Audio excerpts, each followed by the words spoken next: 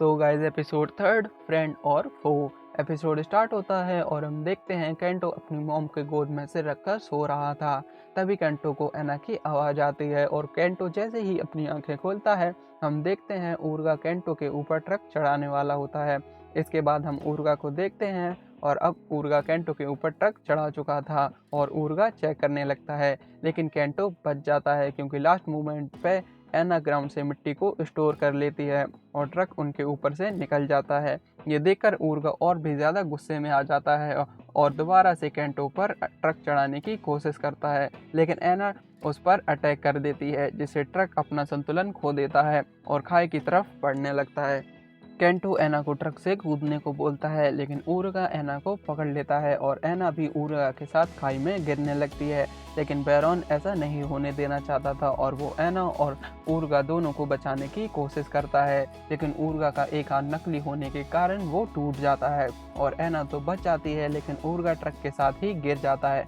Baron एना को Kento को वापस कर देता है और ऊर्गा को खोकर बैरॉन बहुत दुखी हो जाता है और वहाँ से चला जाता है। और फिर केंटो भी एना को लेकर वहाँ से निकल आता है और थोड़ी आगे बढ़ते ही केंटो को कोई पीछे से आवाज़ देता है। केंटो पीछे मुड़कर देखता है तो ट्रक ड्राइवर और उसका साथी जिंदा होते हैं और उन्हें देखकर केंटो बहुत ज़्यादा खुश हो जाता है।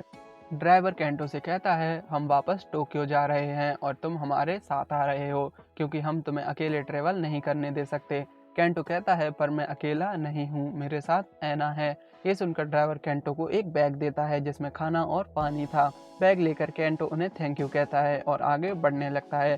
सीन चेंज होता है और हम एक जंगल को देखते हैं जिसके बाहर डू नॉट एंटर का बोर्ड लगा था। तभी हम जंगल के अंदर का सीन देखते हैं जहां एक आदमी किसी से बचकर भाग रहा था। उसी वक्त उसका साथी उसे पकड़ लेता है और वो लोग एक पेड़ के पीछे छिप जाते हैं और अचानक से वहां एक डीमन आ जाता है और उन दोनों को मार देता है। इसके बाद हम केंटो को देखते हैं और केंटो अब एक टाउन के बाहर पहुंच जाता है। वहां का वॉचमैन केंटो से कहता है, जल्दी से अंदर आ जाओ, बाहर रहना सेफ नहीं है। अंदर पहुंचने के बाद केंटो टाउन को देखने लगता है और सबसे पहले अपने और एना के लिए खाना लेता है और उसे खाने लगता है। तभी केंटो कुछ लोगों को बात करते हुए सुनता है जो कह रहे थे, क्या ये सब सेंजू का किया धरा है। तभी दूसरा आदमी पूछता है, सेंजू कौन है। वो लोग बताते हैं, सेंजू कैनन एक डीमन है जिसके बहुत सारे हाथ हैं। के बाद केंटो रुकने के लिए एक होटल जाता है, लेकिन होटल का आदमी केंटो से कहता है, हम 13 साल से नीचे उम्र के बच्चों को होटल नहीं देते। ये सुनकर केंटो वहाँ से बाहर आ जाता है। तभी एक लड़की केंटो को नोटिस करती है। इसके बाद हम दो लड़कों को देखते हैं जो मिलकर एक दुकानदार का ध्यान भटका रहे थे, क्योंकि उनका तीसरा साथी जो कि एक बच्ची होती है वो सामान चुरा रही थी, लेकिन दुकानदार उस बच्ची को देख लेता है। तभी वो लोग सामान लेकर वहाँ से भागने लगते हैं और वो लोग भागते भागते केंटो से जा टकराते हैं। तभी एना उनका सारा सामान स्टोर कर लेती है। ये सब वही लड़की देख रही थी और केंटो जाकर वो सारा सामान दुकानदार को वापस कर देता है और फिर होटल ना मिलने के कारण केंटो एक ब्रिज के नीचे सोने लगता है। तभी वहाँ वो लड़की आ जाती है और कहती है, क्या तुम वहीं सोने वाले हो। केंटो डर जाता है और कहता है, मुझे माफ़ कर दो, मैं यहाँ से कहीं और चला जाता हूँ, और वहाँ से जाने लगता है। तभी वो लड़की अपने डीमन से उन्हें रोकने को बोलती है और वो केंटो और एना को चारों तरफ से घेर लेता है। केंटो कहता है, मैं एना को तुम्हें नहीं ले जाने दूंगा। वो लड़की कहती है, मैं ऐसा कुछ नहीं करने वाली, और वो अपने डीमन को केंटो के पास से हटा देती है और वो बताती है, मेरा नाम है काइडी और मेरे डीमन का नाम है ईगुसु और वो एक सील्ड डीमन है। केंटो कहता है, मेरा नाम है केंटो और ये है एना। और फिर काइडी केंटो को अपने घर ले जाती है और वो लोग खाना खाने लगते हैं।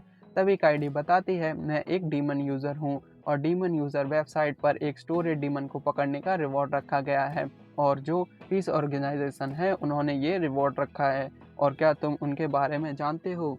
केंटो कहता है, मैंने सिर्फ उनका नाम सुना है, मैं इस बारे में ज़्यादा जानता नहीं हूँ। काइडी बताती है, पीस ऑर्गेनाइजेशन एक बड़ी कंपनी है जो डीमंस के ऊपर रिसर्च करती है। केंटो काइडी से पूछता है, आप मेरी मदद क्यों कर रही हो। काइडी कहती है, मेरा पीस ऑर्गेनाइजेशन के साथ एक रिश्ता है और इसलिए मैं जानना चाहती हूँ वो लोग एना को क्यों पकड़ना चाहते हैं। तभी सीन चेंज होता है और हम उन्हीं तीनों बच्चों को देखते हैं जो उसी जंगल में आ जाते हैं और वो लोग एक खंडर पड़ी बिल्डिंग में डीमंस को ढूंढने लगते हैं ताकि डीमंस को मारकर कुछ पैसे कमा सकें।